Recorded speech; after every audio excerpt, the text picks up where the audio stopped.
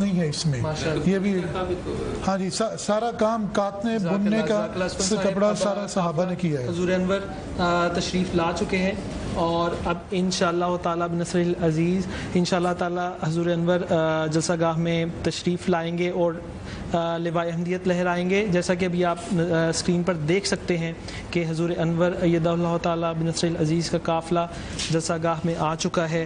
ہر روز نصرتوں کے نشاں پر نشاں ہیں، برکات ہیں یہ صدقے خلافت کے نور کی۔ حضور انور ایدہ اللہ تعالی بنصر العزیز بنفسہ نفیس جلسہ گاہ میں تشریف لا رہے ہیں اور ابھی چند ہی لمحات میں حضور انور لوائے احمدیت لہرا کر جلسہ سالانہ کا افتتاح فرمائیں گے۔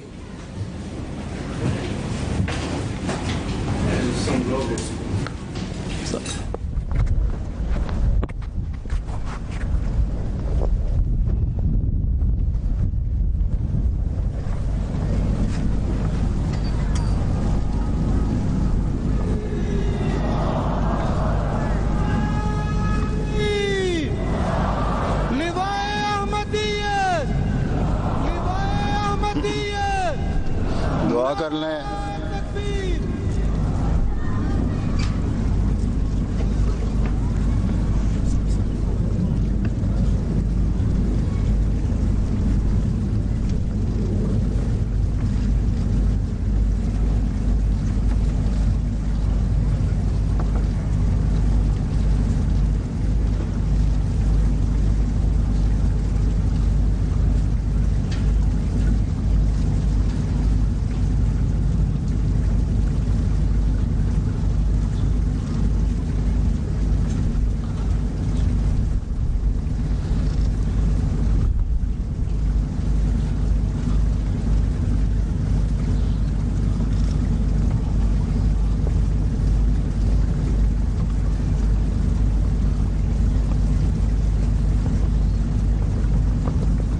آمین۔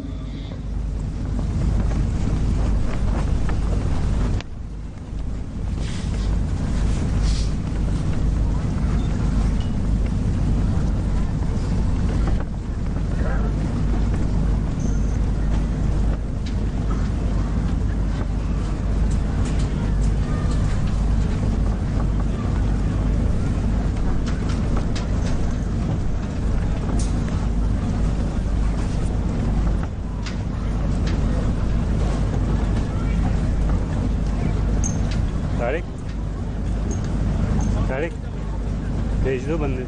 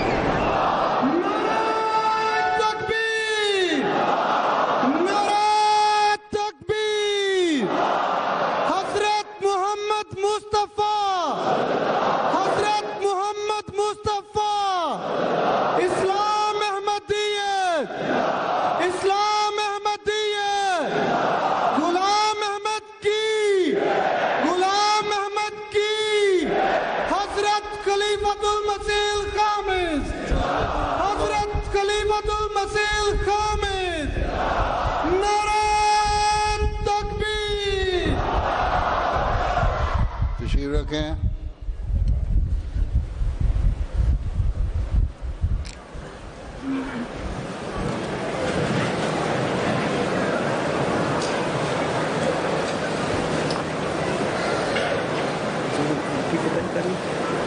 ابھی 2 منٹ لوگوں کو آنے دیں۔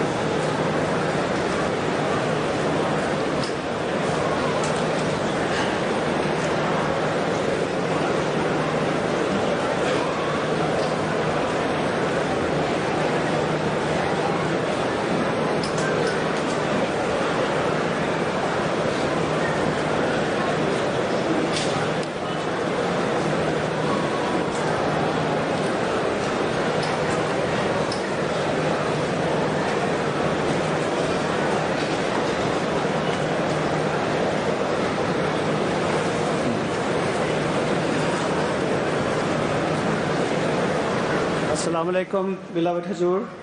Hazur, as is a practice, we have one speaker this afternoon, Jim Shannon, who's a Member of Parliament for Stanford in Northern Ireland. He's a Democratic Union Party politician and is currently the party shadow spokesman for health, transport and security. Jim also sits on the Defence Committee and Arms Export Control Committee in Westminster. He has previously served as a councillor and a mayor. Jim is also the chair of the All-Party Parliamentary Group for International Freedom of Religion and Belief and has regularly spoken on issues of persecution in the Parliament. He is a very good friend of the community and has specially travelled from Northern Ireland today to attend the Jalsa. I'm delighted to welcome Jim and invite him to come and say a few words.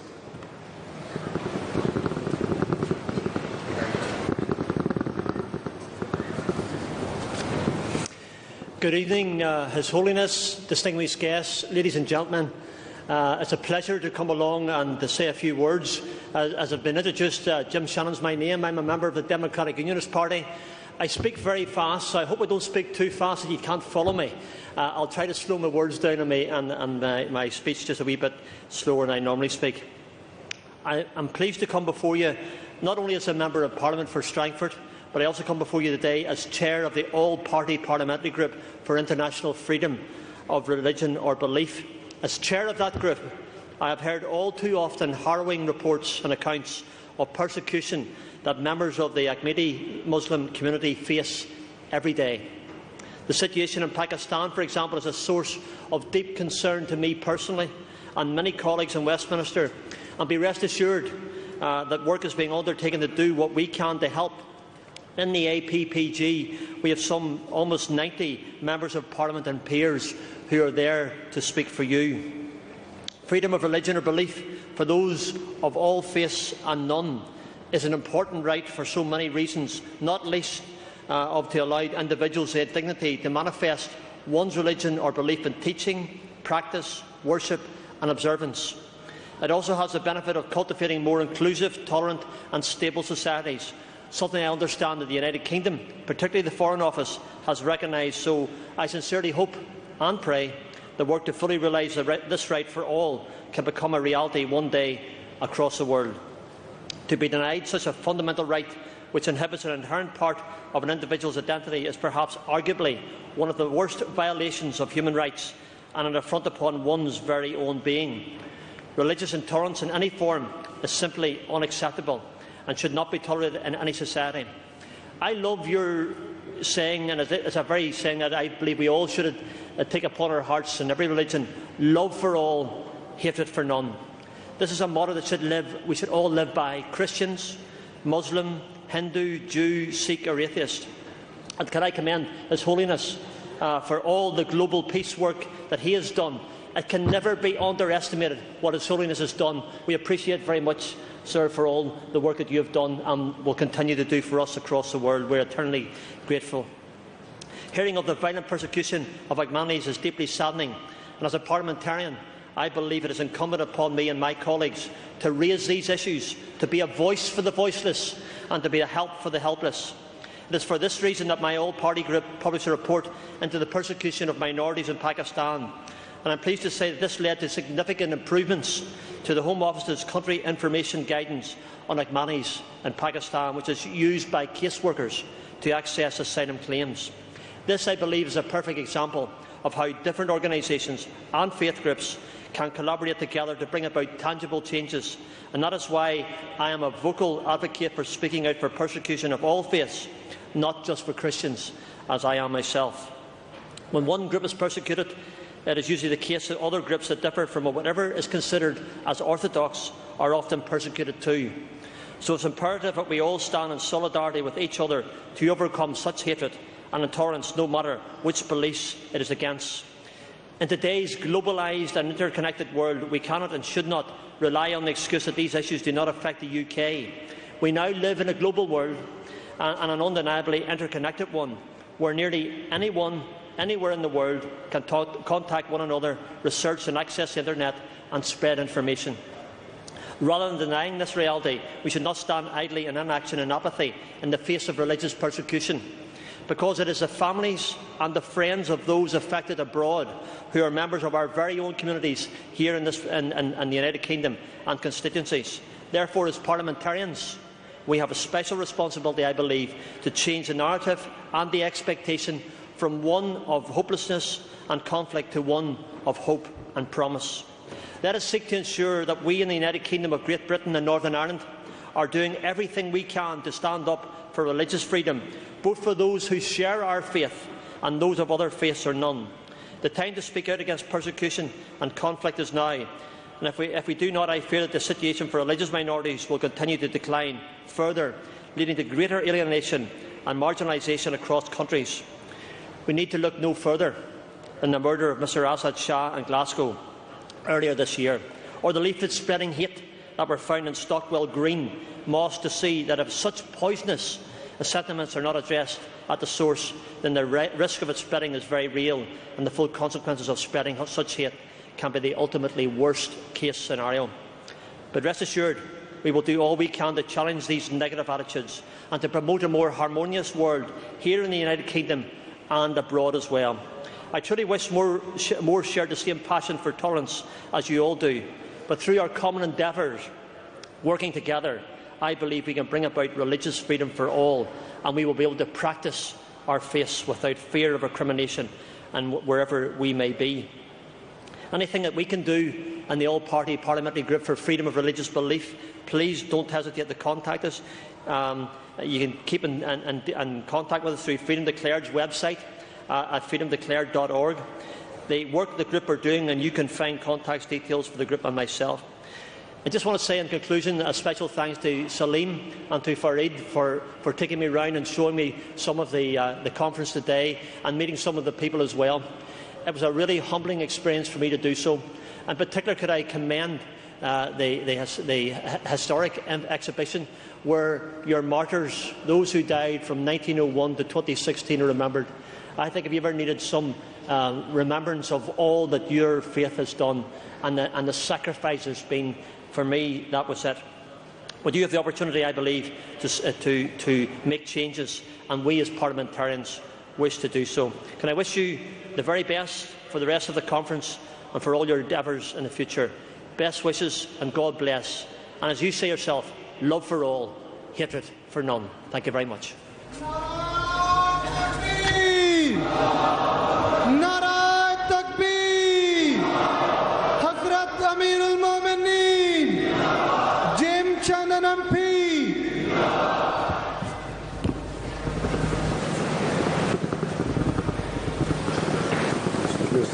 Thank you for your words. Not at all. Thank you very much. We're here for you. Thank you very much.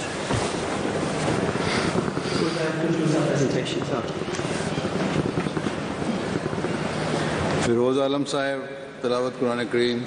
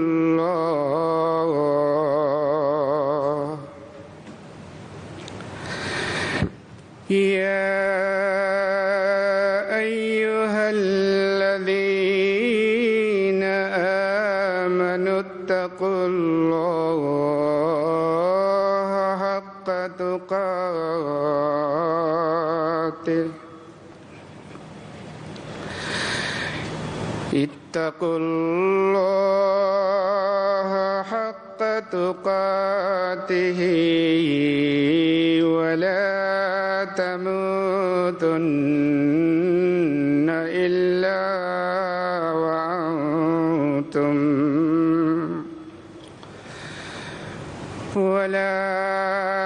تموتن إلا وأنتم مسلمون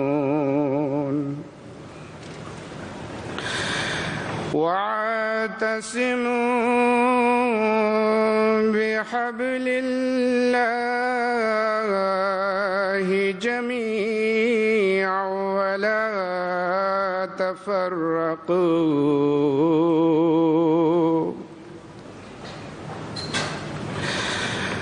واذكروا نعمة الله عليكم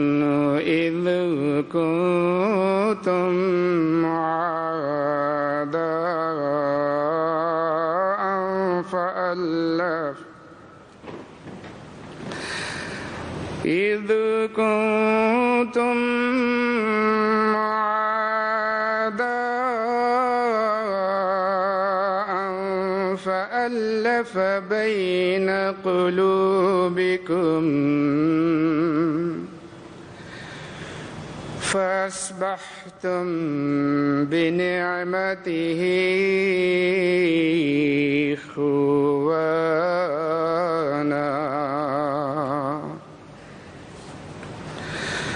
وكنتم على شفا حفرة من النار فأنقذكم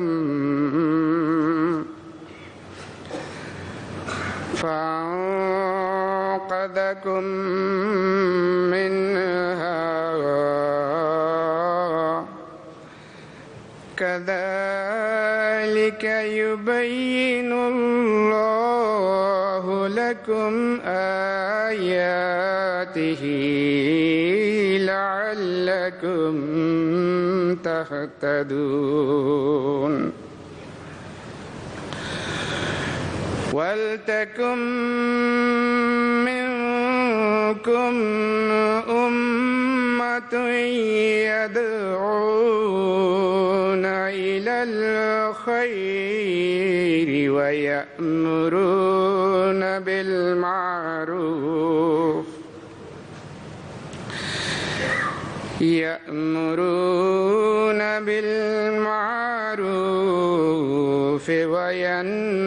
وينهون عن المنكر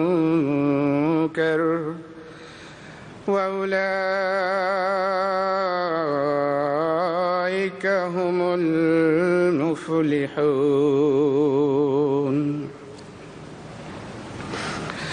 ولا تكونوا كالذين تفرقوا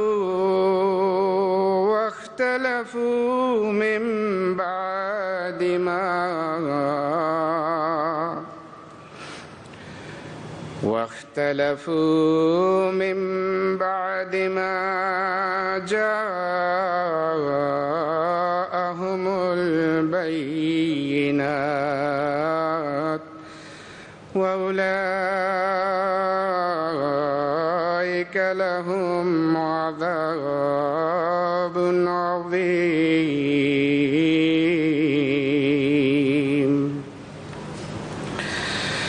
يوم تبيض وجوه وتسود وجوه فأما الذين اسودت وجوههم أكفرتم بعد إيمانكم فذوقوا العذاب بما كنتم تكفرون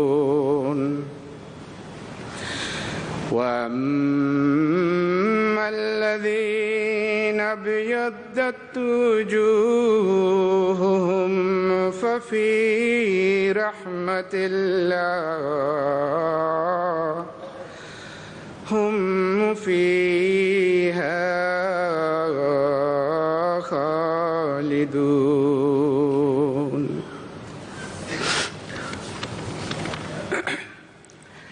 سورہ آل عمران کی آیت نمبر 103 سے 108 کی تلاوت کی گئی ہے. اب ان آیات کا اردو ترجمہ پیش کرتا ہوں. فرمودہ حضرت خلیفۃ المسیح الرابع رحمہ اللہ. اللہ کے نام کے ساتھ جو بے انتہا رحم کرنے والا، بن مانگے دینے والا اور بار بار رحم کرنے والا ہے. اے لوگو جو ایمان لائے ہو، اللہ کا ایسا تقوی اختیار کرو جیسا اس کے تقوی کا حق ہے، اور ہرگز نہ مرو مگر اس حالت میں کہ تم پورے فرمانبردار ہو، اور اللہ کی رسی کو سب کے سب مضبوطی سے پکڑ لو، اور اللہ کی رسی کو سب کے سب مضبوطی سے پکڑ لو اور تفرقہ نہ کرو، اور اپنے اوپر اللہ کی نعمت کو یاد کرو کہ جب تم ایک دوسرے کے دشمن تھے تو اس نے تمہارے دلوں کو آپس میں باندھ دیا، اور پھر اس کی نعمت سے تم بھائی بھائی ہو گئے، اور تم آگ کے گڑھے کے کنارے پر کھڑے تھے تو اس نے تمہیں اس سے بچا لیا. اسی طرح اللہ تمہارے لیے اپنی آیات کو کھول کھول کر بیان کرتا ہے تاکہ شاید تم ہدایت پا جاؤ. اور چاہیے کہ تم میں سے ایک جماعت ہو، وہ بھلائی کی طرف بلاتے رہیں اور اچھی باتوں کی تعلیم دیں اور بری باتوں سے روکیں، اور یہی ہیں وہ جو کامیاب ہونے والے ہیں. اور ان لوگوں کی طرح نہ ہو جو الگ الگ ہو گئے اور انہوں نے اختلاف کیا بعد اس کے کہ ان کے پاس کھلے کھلے نشانات آ چکے تھے، اور یہی ہیں وہ جن کے لیے بڑا عذاب مقدر ہے. جس دن بعض چہرے روشن ہو جائیں گے اور بعض چہرے سیاہ پڑ جائیں گے، بس وہ لوگ جن کے چہرے سیاہ پڑ گئے ان سے کہا جائے گا کیا تم ایمان لانے کے بعد کافر ہو گئے تھے؟ بس عذاب کو چکھو اس وجہ سے کہ تم انکار کیا کرتے تھے. اور جہاں تک ان لوگوں کا تعلق ہے جن کے چہرے روشن ہو گئے تو وہ اللہ کی رحمت میں ہوں گے، وہ اس میں ہمیشہ رہنے والے ہیں.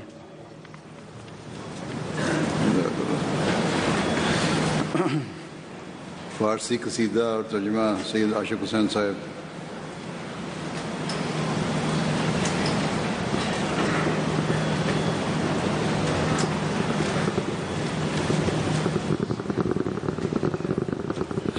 السلام علیکم ورحمۃ اللہ. فارسی کلام حضرت مسیح موعود علیہ السلام. می سزد گر خوب بارد دیدہ ہر اہل دین، بر پریشان حالی اسلام و قحط المسلمین. دین حکرو گردشی اماد شابنا کو سہمگی، سخت شوری افتاد اندر جہاں از کفر کی. ہر طرف کفر است جوشاں ہمچوں افواج یزید. دین حق بیمار و بیکاس ہمچوں زین العابدین. عالمان را روز و شب باہم فساد از جوش نفس، زاہداں کافل سراسر از ضرورت ہائے دین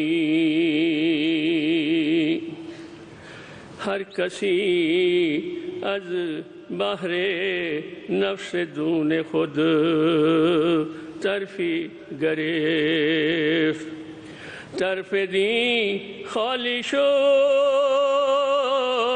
ہر دشمنی جست کمی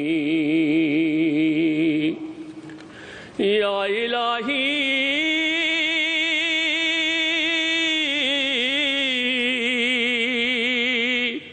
باز کھے آیا دل تھا وقت مدد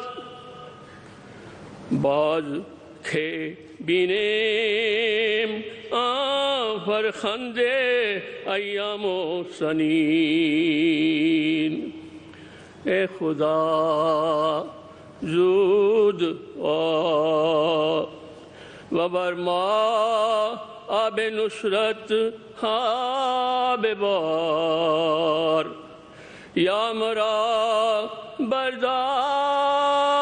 بردار یا رب عظیم مقام آتشین میر صدر گر خون ببارد دیدائے ہر اہل دین. میں اس کا ترجمہ پیش خدمت کرتا ہوں. مناسب ہے اگر ہر دیندار کی آنکھ خون کے آنسو روئے. اسلام کی پریشان حالی اور قحط المسلمین پر، خدا کے دین پر سخت مشکل اور خوفناک وقت ہے. کفر و نفرت کی وجہ سے دنیا میں سخت فساد برپا ہے. کفر افواج یزید کی طرح ہر طرف جوش میں ہے اور دین حق زین العابدین کی طرح بیمار اور بے کس ہے. علماء دن رات نفسانی جوشوں کی وجہ سے آپس میں لڑ رہے ہیں اور زاہد ضروریات دین سے بالکل غافل ہیں. ہر شخص نے اپنے ذلیل نفس کی خاطر ایک پہلو اختیار کر لیا ہے، دین کا پہلو کھا لیا ہے اور ہر دشمن کمین گاہ سے کود پڑا ہے. اے خدا پھر کب تیری طرف سے مدد کا وقت آئے گا؟ ہم پھر کب وہ مبارک دن اور سال دیکھیں گے؟ اے خدا جلد آ اور ہم پر اپنی نصرتوں کی بارش برسا، ورنہ اے رب مجھے اس آتشی جگہ سے اٹھا لے. اللہم صلی علی محمد. منظوم کلام حضرت اقدس مسیح موعود علیہ السلام مرتضیٰ منان پیش کریں گے اردو میں.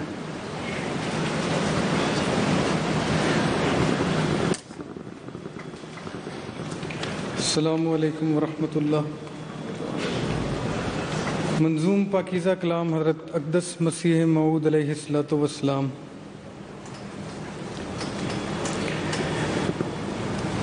زندہ وہی ہیں جو کہ خدا کے قریب ہیں، مقبول بن کے اس کے عزیز و حبیب ہیں. زندہ وہی ہیں جو کہ خدا کے قریب ہیں، مقبول بن کے اس کے عزیز و حبیب ہیں. وہ دور ہیں سے جو تقوی سے دور ہے، ہر دم اسیر نخوت و کبر و غرور ہیں، ہر دم اسیر نخوت و کبر و غرور ہیں۔ تقویٰ یہی ہے یارو کہ نخوت کو چھوڑ دو، کبر و غرور و بخل کی عادت کو چھوڑ دو، کبر و غرور و بخل کی عادت کو چھوڑ دو۔ اس بے ثبات گھر کی محبت کو چھوڑ دو، اس یار کے لیے رہے عشرت کو چھوڑ دو، اس یار کے لیے رہے عشرت کو چھوڑ دو۔ تلخی کی زندگی کو کرو صدق سے قبول، تا تم پہ ہو ملائکہ عرش کا نزول، تا تم پہ ہو ملائکہ عرش کا نزول۔ اسلام چیز کیا ہے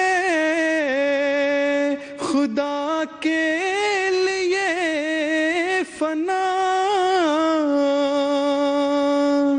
ترک رضا خویش پہ مرض یہ خدا، ترک رضا خویش پہ مرض یہ خدا۔ تقویٰ کی جڑ خدا کے لیے خاک ساری ہے،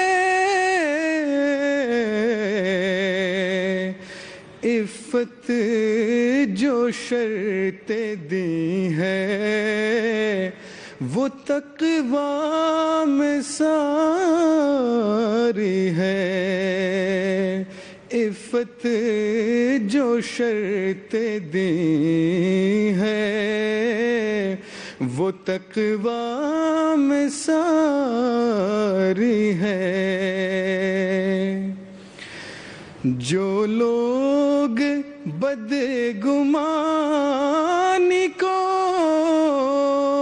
شیوا بناتے ہیں،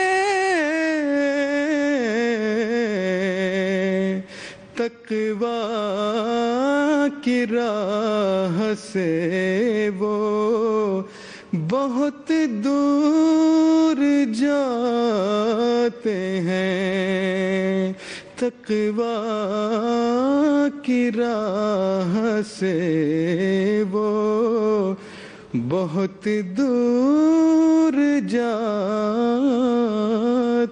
ہیں.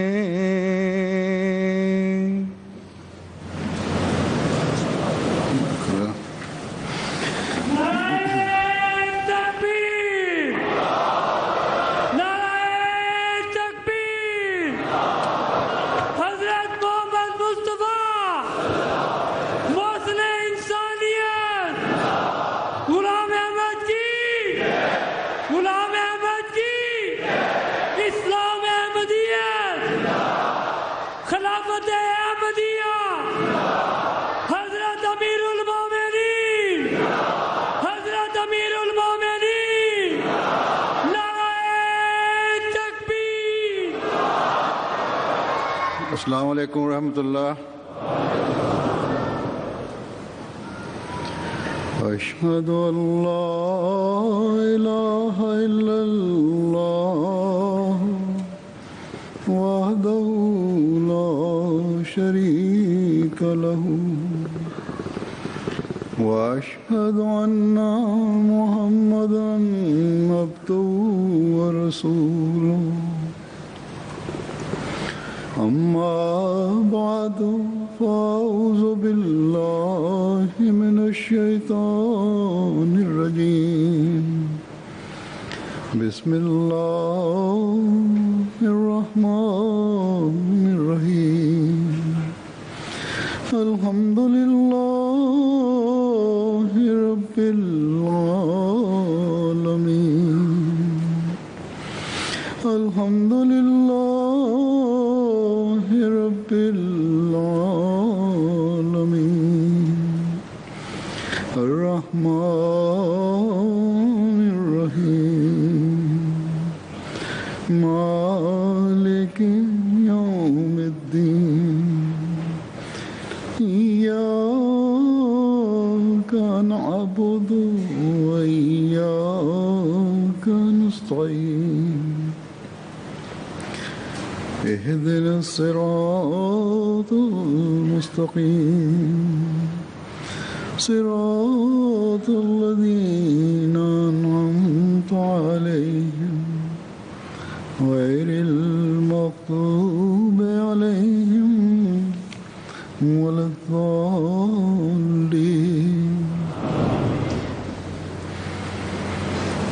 اس سال جماعت احمدیہ برطانیہ جلسہ سالانہ کو اس لیے بھی خاص اہمیت دے رہی ہے اور اس میں اس وجہ سے حاضری کے لیے بھی کوشش کی ہوگی اور لگتا ہے کہ اس کوشش کی وجہ سے اللہ تعالیٰ کے فضل سے حاضری میں اضافہ بھی ہے اور باہر سے بھی بہت سے لوگ اس لیے شامل ہو رہے ہیں کہ یہ کہا جاتا ہے کہ جماعت احمدیہ برطانیہ کا یہ 50واں جلسہ سالانہ ہے. کہا جاتا ہے، میں نے اس لیے کہا ہے کہ بعض حقائق جو بعد میں سامنے آئے ہیں ان کے مطابق 2 ایسے جلسے بھی منعقد ہوئے جو کسی وجہ سے شمار میں نہیں آئے. سن 1949 اور 1950 میں. اس کے بعد 1964 تک جلسے نہیں ہوئے اور 1964 کے بعد بھی 2 سال ایسے آئے جن میں جلسے منعقد نہیں ہوئے، 1974 میں اور پھر 2001 میں. بعض پرانے لوگ 1949 اور 1950 کے جلسوں کو شمار نہیں کرتے. ایک عید الاضحیٰ کے دن ہوا، ایک دن کے جلسے تھے، لیکن الفضل سے یہی پتہ چلتا ہے کہ جلسے ہوئے.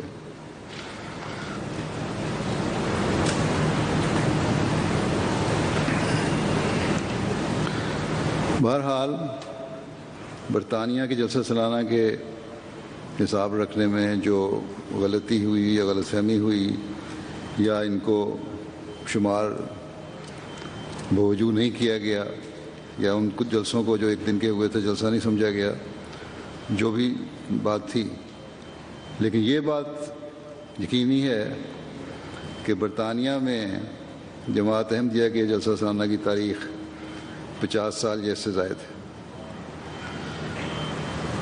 اگر وہ 2 جلسے شمار کر بھی لیے جائیں، جن کو عام طور پہ بعض جلسہ نہیں شمار کرتے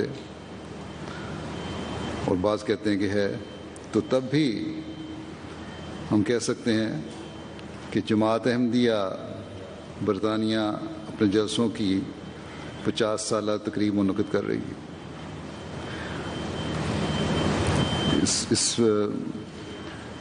اس سال میں قطع نظر اس کے کہ جلسوں کی تعداد کیا ہے۔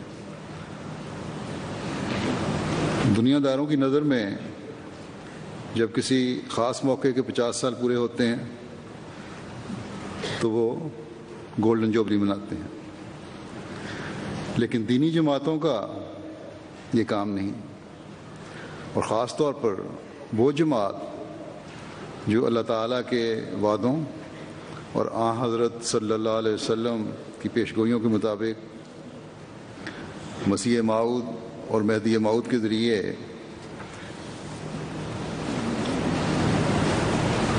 اسلام کی نشت ثانیہ کے لیے قائم ہوئی، اس کا مقصد دنیاوی طور پر جوبلیاں منانا نہیں، بلکہ یہ دیکھنا ہے کہ جس مقصد کے لیے حضرت مسیح موعود علیہ الصلوۃ والسلام مبعوث ہوئے وہ مقصد ہم نے حاصل کیا ہے، یا کیا وہ مقصد ہم حاصل کرنے کی کوشش کر رہے ہیں۔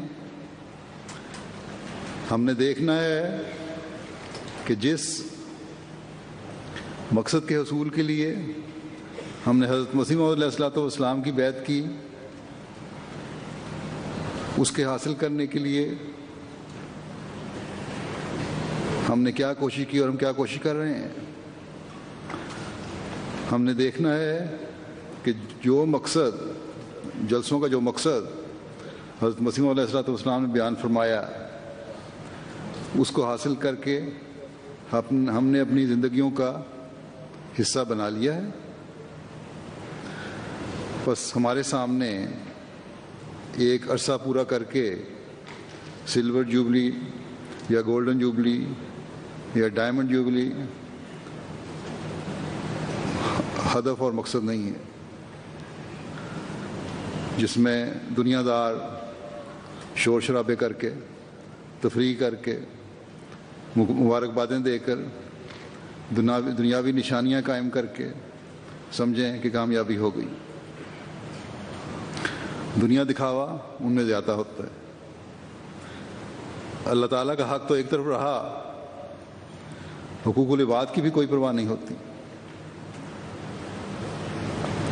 جوبلیاں تو ایک طرف رہیں، چند سال کے بعد بعض ایسی تقریبات منعقد کی جاتی ہیں جن میں شور شرابہ، کھیل کود اور دکھاوے پر کروڑوں ڈالر خرچ کیے جاتے ہیں۔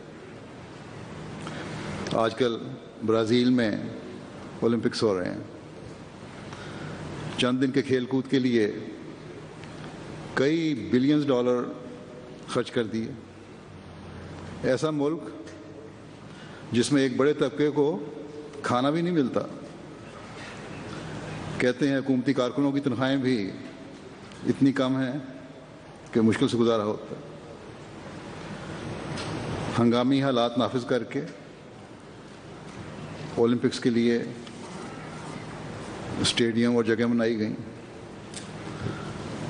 بلکہ یہ بھی کہا جاتا ہے کہ امیروں کے علاقے سے ٹراموں اور ریل کی سہولتیں مہیا کرنے کی گئیں، جبکہ وہ لوگ جو ان علاقوں میں رہتے ہیں سفر ہی اپنی کاروں کے ذریعے کرتے ہیں، اور اس کا کوئی فائدہ نہیں کہ ایک عارضی مقصد کے لیے وہ سہولتیں بھی مہیا کی جائیں جن کا بعد میں کوئی اور استعمال نہیں ہو سکتا۔ بلکہ ان دنوں کے بعد بھی نہیں ہوگا. نہ ان دنوں میں ہوتا ہے، نہ ان دنوں کے بعد. بات کا استعمال کی بات ہے، ان دنوں میں بھی ان کا استعمال نہیں ہو رہا.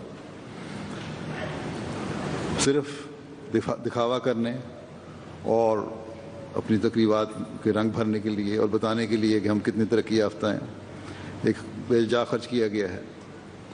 اگر غریبوں کو یہ سہولت مہیا کی جاتی تو بہتر تھا. ان کے علاقوں کے لیے ٹرامیں چلائی جاتی، ریلیں چلائی جاتی، ٹرانسپورٹ مہیا کی جاتی. غرض کہ چند دنوں کے کھیل کود کے لیے ملک کی معیشت جو پہلے ہی کمزور ہو رہی تھی بلکہ انتہائی نیچے جا رہی ہے، اس کو مزید برباد کرنے کی کوشش ہوئی. یہ سب اس امید پر خرچ کیا گیا کہ دیکھنے والوں کی ٹکٹوں کے ذریعے سے آمدنی ہو جائے گی. حالانکہ ہر اولمپک کا یہ تجربہ ہے کہ ان کی صرف امیدیں ہوتی ہیں، کبھی بھی خرچ پورے نہیں ہوتے.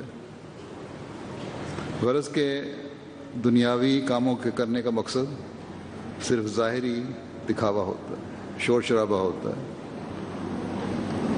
چاہے اس کے لیے عوام الناس کو ان کے حقوق سے محروم کرنا پڑے. اور اس کے لیے آج کل وہاں عوام بہت شور مچا رہے ہیں. لیکن خدا تعالیٰ کی خاطر کام کرنے والے اس چیز کو دیکھتے ہیں کہ خدا تعالیٰ ہم سے کیا چاہتا ہے. خدا تعالیٰ کی جماعتوں میں کام کرنے والے غربا ہوتے ہیں جو خوشی سے ہر قربانی کے لیے تیار ہو جاتے ہیں. اس زمانے کی اصلاح کے لیے اللہ تعالیٰ نے ایک مسئلے کو بھیجا جس نے اعلان کیا کہ اسلام کی تعلیم کی خوبصورتی کو دنیا میں ظاہر کرنے کے لیے میں بھیجا گیا ہوں. جس نے کہا کہ حقوق اللہ اور حقوق العباد قائم کرنے کے لیے میں بھیجا گیا ہوں. اور ہم نے اس کی بیعت میں آ کر یہ اعلان کیا کہ ہم ہمیشہ اللہ تعالیٰ کی وحدانیت پر یقین رکھیں گے اور کبھی ظاہری یا مخفی شرک نہیں کریں گے.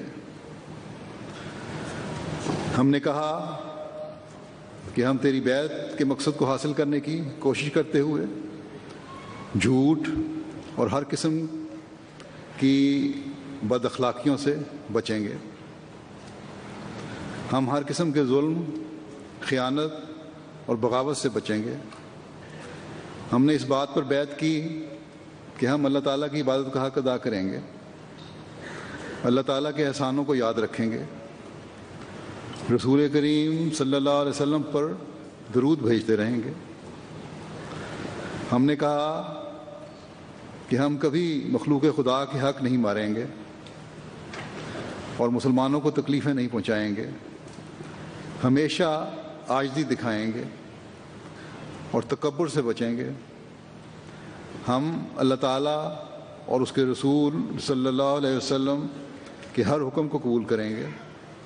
ہم مسیح موعود اور مہدی موعود اور اس کے بعد جاری نظام خلافت کی ہمیشہ اطاعت کرتے رہیں گے. بس جب ہم نے یہ عہد اور اعلان کیا کہ ہم یہ سب کچھ کریں گے تو ان باتوں کی گہرائی اور تفصیل کو جاننے کے لیے ایک تربیتی کیمپ کی بھی ضرورت تھی، جس کے لیے حضرت مسیح موعود علیہ الصلوۃ والسلام نے جلسوں کا انعقاد کیا اور اعلان فرمایا کہ آؤ اپنے عہد بیعت کی جزیات کو سمجھنے کے لیے، اپنے ایمان اور ایقان میں اضافے کے لیے، اپنے اخلاقی معیاروں کو بلند کرنے کے لیے سال میں ایک دفعہ کم از کم یہاں مرکز میں جمع ہو جاؤ. اور جوں جماعت وسعت پذیر ہے، یہ جلسے بھی دنیا کے مختلف ممالک میں ہو رہے ہیں.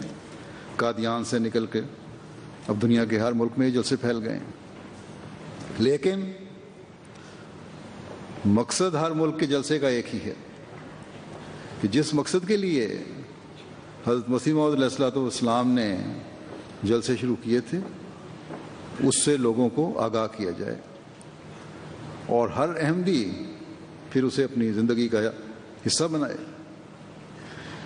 آپ علیہ السلام نے فرمایا کہ جلسے میں آنے کا مقصد تب پورا ہوگا جب ہر احمدی اللہ تعالیٰ سے تعلق، معرفت اور روحانیت میں ترقی کرے، جب دینی علم میں اضافہ ہو، جب آپس کی محبت اور بھائی چارہ بڑھے، جب قرآن کریم کی تعلیم کو اپنے پر لاگو کر کے اپنے عملی نمونوں سے اس کا اظہار کرو، پھر اپنے علم اور عمل سے دنیا کو اسلام کا خوبصورت پیغام پہنچاؤ۔ اور ان سب باتوں کے حصول کے لیے تقویٰ میں بڑھنا بہت ضروری ہے۔ بس چاہے 50 سالہ جلسہ ہو یا اس سے زیادہ سال کا جلسہ، کوئی جوبلی جلسہ ہے یا ہر سال منعقد ہونے والا سالانہ جلسہ، ہر ایک کا مقصد ایک ہی ہے کہ حقوق اللہ اور حقوق العباد کی ادائیگی میں ہم ترقی کرنے والے ہوں۔ کوئی دنیاوی مقصد نہ ہمارے کسی سابقہ جلسے کا تھا نہ اس جلسے کا ہے۔ اگر ہماری سوچیں صحیح دھارے کی طرف نہیں چل رہی تو نہ ہمیں 50واں جلسہ کوئی فائدہ دے سکتا ہے، نہ 75واں، نہ 100واں۔ ہماری یہ خوش قسمتی ہے کہ حضرت اقدس مسیح موعود علیہ الصلوۃ والسلام نے ہمیں صرف یہ ہدف نہیں دیا کہ کیا کرنا ہے، بلکہ یہ بھی بتایا کہ کس طرح کرنا ہے۔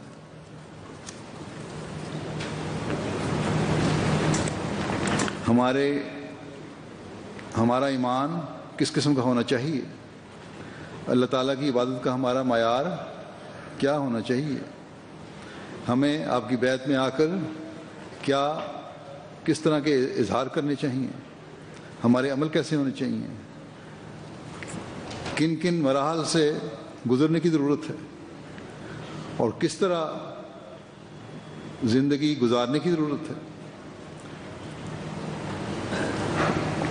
آپ کی اپنی جماعت سے کیا توقعات ہیں اور کن لوگوں کے نمونوں کو ہمیں اپنے سامنے رکھنے کی ضرورت ہے تاکہ ہم احمدی ہونے کا بھی اور جلسے میں شامل ہونے کا بھی مقصد پورا کر سکیں۔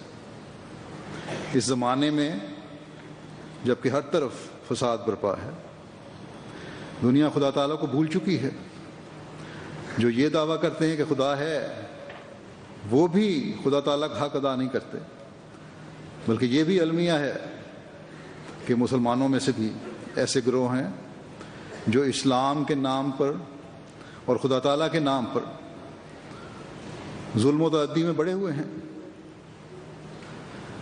اور اللہ تعالیٰ کے حقوق اور اس کی مخلوق کے حقوق پامال کر کے سمجھتے ہیں کہ ہم اسلام کی خدمت کر رہے ہیں۔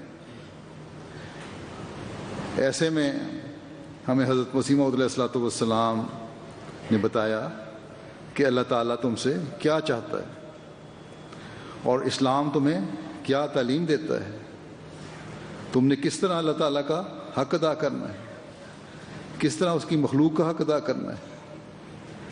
ایک موقع پر ان دونوں قسم کے حقوق کی ادائیگی کی طرف توجہ دلاتے ہوئے آپ نے فرمایا کہ اللہ تعالیٰ کے حقوق میں سب سے بڑا حق یہی ہے کہ اس کی عبادت کی جاوے اور یہ عبادت کسی غرض ذاتی پر مبنی نہ ہو، بلکہ اگر دوزخ اور بہشت نہ بھی ہوں تب بھی اس کی عبادت کی جاوے، اور اس ذاتی محبت میں جو مخلوق کو اپنے خالق سے ہونی چاہیے کوئی فرق نہ آوے۔ اس لیے ان حقوق میں دوزخ اور بہشت کا سوال نہیں ہونا چاہیے، بس یہ حق اللہ تعالیٰ کا آپ ہم سے ادا کروانا چاہتے ہیں کہ خدا تعالیٰ سے بے غرض تعلق اور محبت ہو، اور یہی وہ تعلق ہے جو ہر قسم کے ظاہری اور مخفی شرک سے محفوظ رکھتا ہے۔ پھر فرمایا کہ بنی نوع انسان کے ساتھ ہمدردی میں میرا یہ مذہب ہے کہ جب تک دشمن کے لیے دعا نہ کی جاوے پورے طور پر سینہ صاف نہیں ہوتا۔ ادعونی استجب لکم میں اللہ تعالیٰ نے قید نہیں لگائی کہ دشمن کے لیے دعا کرو تو قبول نہیں کروں گا، یہ تو نہیں اللہ تعالیٰ نے فرمایا، بلکہ فرمایا میرا تو یہ مذہب ہے کہ دشمن کے لیے دعا کرنا یہ بھی سنت نبوی ہے۔ حضرت عمر رضی اللہ عنہ اسی سے مسلمان ہوئے تھے۔ حضرت صلی اللہ علیہ وسلم آپ کے لیے اکثر دعا کیا کرتے تھے، اس لیے بخل کے ساتھ ذاتی دشمنی نہیں کرنی چاہیے اور حقیقتاً موذی نہیں ہونا چاہیے، یعنی دوسروں کو دکھ دینے والا نہیں بننا چاہیے۔ شکر کی بات ہے، فرمایا شکر کی بات ہے کہ ہمیں اپنا کوئی دشمن نظر نہیں آتا جس کے واسطے 2-3 مرتبہ دعا نہ کی ہو، ایک بھی ایسا نہیں، اور یہی میں تمہیں کہتا ہوں اور سکھاتا ہوں۔ فرمایا اور یہی میں تمہیں کہتا ہوں اور سکھاتا ہوں۔ بس یہ وہ سبق ہے جو وسعت حوصلہ کی انتہاؤں کو چھو رہا ہے۔ جب غیروں سے یہ سلوک ایک مومن کا ہونا چاہیے تو پھر اپنوں سے حسن سلوک کے معیار کیا ہونے چاہیے، اس سے ہمیں اندازہ ہو جانا چاہیے۔ پھر آپ نے فرمایا کہ خدا تعالیٰ اس سے کہ کسی کو حقیقی طور پر ایذا پہنچائی جاوے اور ناحق بخل کی راہ سے دشمنی کی جاوے ایسا ہی بیزار ہے جیسا وہ نہیں چاہتا کہ کوئی اس کے ساتھ ملایا جاوے، یعنی بلا وجہ کی دشمنی اور مخالفت اور شرک اللہ تعالیٰ کو بہت ناپسند ہے، یعنی ایک ہی چیز ہے دونوں چیزیں۔ فرمایا کہ ایک جگہ وہ فصل نہیں چاہتا اور ایک جگہ وصل نہیں چاہتا، ایک جگہ وہ یہ نہیں چاہتا کہ علیحدگی ہو، انسان انسان سے علیحدہ ہو، انسان ایک دوسرے کے حق ادا نہ کرے، یہ اللہ تعالیٰ نہیں چاہتا، اور دوسری جگہ وصل نہیں چاہتا، وہ یہ نہیں چاہتا کہ کوئی اس کا شریک ٹھہرایا جائے۔ فرمایا یعنی بنی نوع انسان کا باہمی فصل اور اپنا کسی غیر کے ساتھ وصل، اور یہ وہی راہ ہے کہ منکروں کے واسطے بھی دعا کی جاوے، اس سے سینہ صاف اور انشراح پیدا ہوتا ہے اور ہمت بلند ہوتی ہے۔ یہ وسعت حوصلہ میں دکھانی ہے۔ اس لیے جب تک ہماری جماعت یہ رنگ اختیار نہیں کرتی اس میں اور اس کے غیر میں پھر کوئی امتیاز نہیں ہے۔ یہ بلندیوں کے معیار حاصل کرنے ہیں ہم نے، اور یہی وہ معیار ہیں جو آپ نے شرط بیعت میں بیان فرمائے ہیں کہ محض للہ اللہ تعالیٰ کی مخلوق سے ہمدردی کی جاوے۔ پھر ایک حقیقی مسلمان کے بارے میں کہ وہ کون ہے اور کیسا ہونا چاہیے، آپ اپنی ایک تقریر میں مزید کھول کر بیان فرماتے ہیں اس بات کو کہ مسلمان وہ ہے جو اپنے تمام وجود کو اللہ تعالیٰ کی رضا حاصل کرنے کے لیے وقف کر دے اور سپرد کر دے، اور اعتقادی اور عملی طور پر اس کا مقصود اور غرض اللہ تعالیٰ ہی کی رضا اور خوشنودی ہو۔ جہاں اعتقاد یہ ہے، ایمان یہ ہے، اس بات پہ یقین رکھتا ہے کہ اللہ تعالیٰ کی خوشنودی حاصل کی جانی چاہیے، اللہ تعالیٰ کو راضی کرنا چاہیے، وہاں عملی طور پر بھی اس کے نمونے دکھائے جائیں۔ فرمایا اور تمام نیکیاں اور اعمال حسنہ جو اس سے صادر ہوں وہ بمشقت اور مشکل کی راہ سے نہ ہوں، بلکہ ان میں ایک لذت اور حلاوت کی کشش ہو۔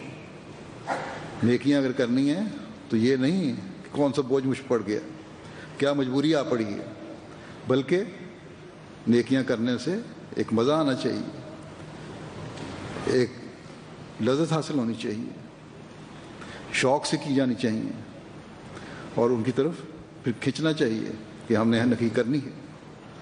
فرمایا جو ہر قسم کی تکلیف کو راحت سے تبدیل کر دے، اس طرح نیکیاں کرو جو ہر قسم کی تکلیف کو خوشیوں میں بدل دے۔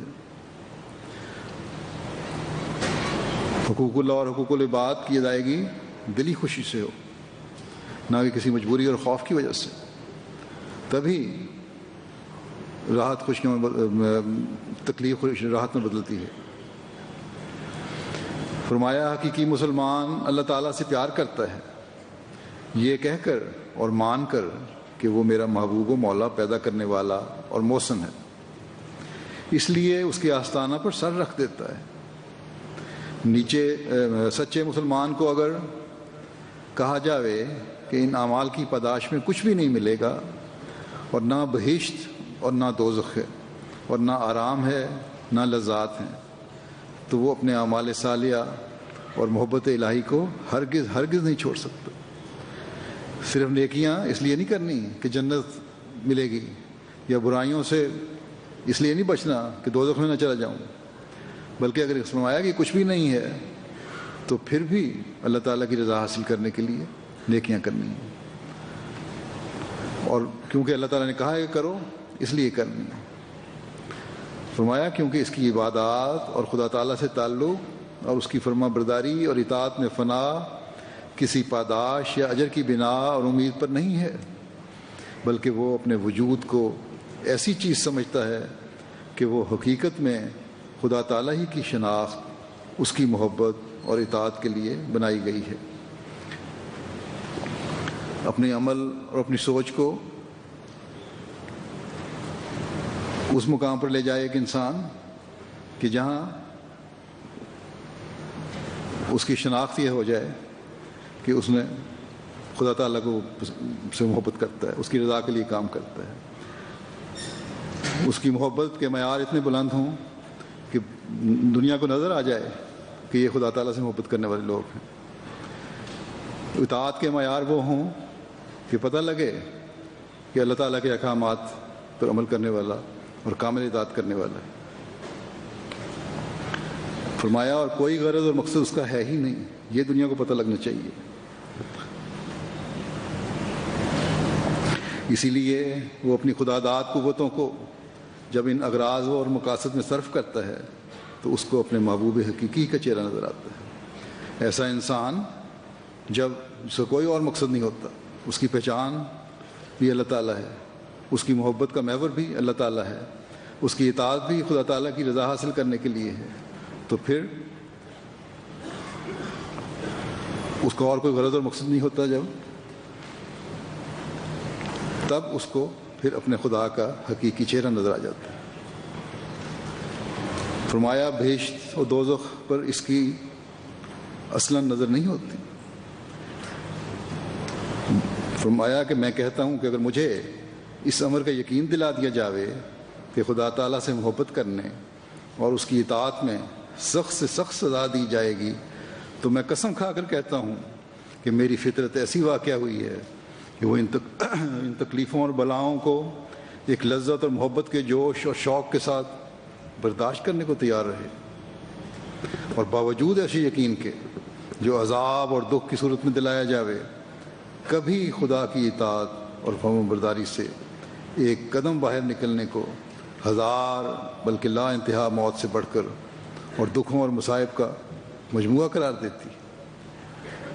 جیسے اگر کوئی بادشاہ عام اعلان کرائے کہ اگر کوئی ماں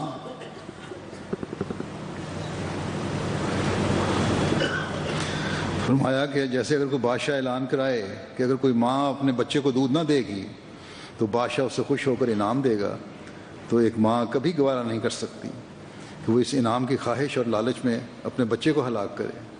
اسی طرح ایک سچا مسلمان خدا کے حکم سے باہر ہونا اپنے لیے ہلاکت کا موجب سمجھتا ہے، خواہ اس کو اس نافرمانی میں کتنی ہی آسائش اور آرام کا وعدہ دیا جائے۔ فرمایا پس حقیقی مسلمان ہونے کے لیے ضروری ہے کہ اس قسم کی فطرت حاصل کی جاوے کہ خدا تعالیٰ کی محبت اور اطاعت کسی جزا اور سزا کے خوف اور امید کی بنا پر نہ ہو، بلکہ فطرت کا طبعی خاصہ اور جزو ہو کر ہو۔ پھر وہ محبت بجائے خود اس کے لیے ایک بہشت پیدا کر دیتی ہے، اور حقیقی بہشت یہی ہے، یہ محبت اللہ تعالیٰ سے ہوتی ہے، پھر وہ ایک جنت پیدا کرتی ہے۔ فرمایا کوئی آدمی بہشت میں داخل نہیں ہو سکتا جب تک وہ اس راہ کو اختیار نہیں کرتا، اس لیے میں تم کو جو میرے ساتھ تعلق رکھتے ہو اسی راہ سے داخل ہونے کی تعلیم دیتا ہوں، کیونکہ بہشت کی حقیقی راہ یہی ہے۔ بس یہ ہے ہمارے لیے خدا تعالیٰ سے محبت پیدا کرنے کا ہدف، یہ ٹارگٹ، اور اس معیار کو حاصل کرنے کی کوشش کے بارے میں کوئی دوسرا ہمیں نہیں بتا سکتا۔ جو معیار ہم نے سامنے رکھا ہے اس کے جائزے ہر ایک خود لے سکتا ہے اپنے لیے۔ پھر ہمیں زندگی کا لائحہ عمل دیتے ہوئے کہ اگر اس طرح زندگی گزارو تو اللہ تعالیٰ کس طرح سلوک فرماتا ہے اور رحمت کی نظر ڈالتا ہے۔ حضرت اقدس مسیح موعود علیہ السلام فرماتے ہیں کہ استغفار کرتے رہو اور موت کو یاد رکھو، موت سے بڑھ کر اور کوئی بیدار کرنے والی چیز نہیں ہے۔ جب انسان سچے دل سے خدا کی طرف رجوع کرتا ہے تو اللہ تعالیٰ اپنا فضل کرتا ہے۔ جس وقت انسان اللہ تعالیٰ کے حضور سچے دل سے توبہ کرتا ہے تو اللہ تعالیٰ پہلے گناہ بخش دیتا ہے، پھر بندے کا نیا حساب چلتا ہے۔ اگر انسان کا کوئی ذرا سا بھی گناہ کرے تو ساری عمر اس کا کینہ اور دشمنی رکھتا ہے، اور گو زبانی معاف کر دینے کا اقرار بھی کرے، لیکن پھر بھی جب اسے موقع ملتا ہے تو اپنے اس کینہ اور عداوت کا اس سے اظہار کرتا ہے۔ اگر کسی سے غلطی ہو جائے تو انسان تو دوسرے انسان کے گناہ بخشتا ہی نہیں، کہیں نہ کہیں کینہ دل میں بیٹھا رہتا ہے، اور اگر موقع ملے بجائے ظاہراً بشک صلح بھی کروا دی جائے وہ معاف بھی کر دیتے ہیں ایک دوسرے کو، لیکن پھر بھی اگر کوئی اور واقعہ ہو گیا چھوٹا سا بھی تو وہ کینہ پھر ابھر کر سامنے آ جاتا ہے، اس کا اظہار ہو جاتا ہے۔ آپ فرماتے ہیں یہ خدا تعالیٰ ہی ہے کہ جب بندہ سچے دل سے اس کی طرف آتا ہے تو وہ اس کے گناہوں کو معاف کر دیتا ہے اور رجوع اور رحمت فرماتا ہے، اپنا فضل اس پر نازل کرتا ہے اور اس گناہ کی سزا کو معاف کر دیتا ہے۔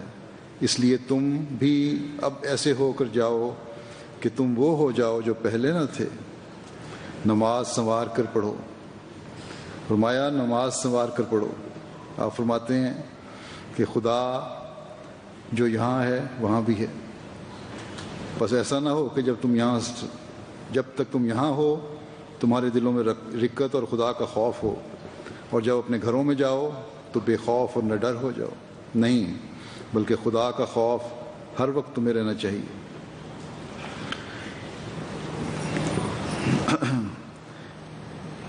بس یہ جلسے کے 3 دن جو ہیں، صرف یہ 3 دن ہی ہمیں اپنی حالتوں کی طرف غور کرنے والے نہ بنائیں، بلکہ یہاں سے جو کچھ سیکھیں اور سنیں ان کو زندگیوں کا حصہ بنانے والے ہوں۔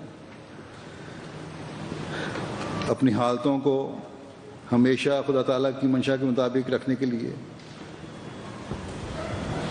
ایک بڑی خوبصورت نصیحت آپ نے فرمائی ہے۔ فرمایا ہر ایک کام کرنے سے پہلے سوچ لو اور دیکھ لو کہ اس سے خدا تعالیٰ راضی ہوگا یا ناراض۔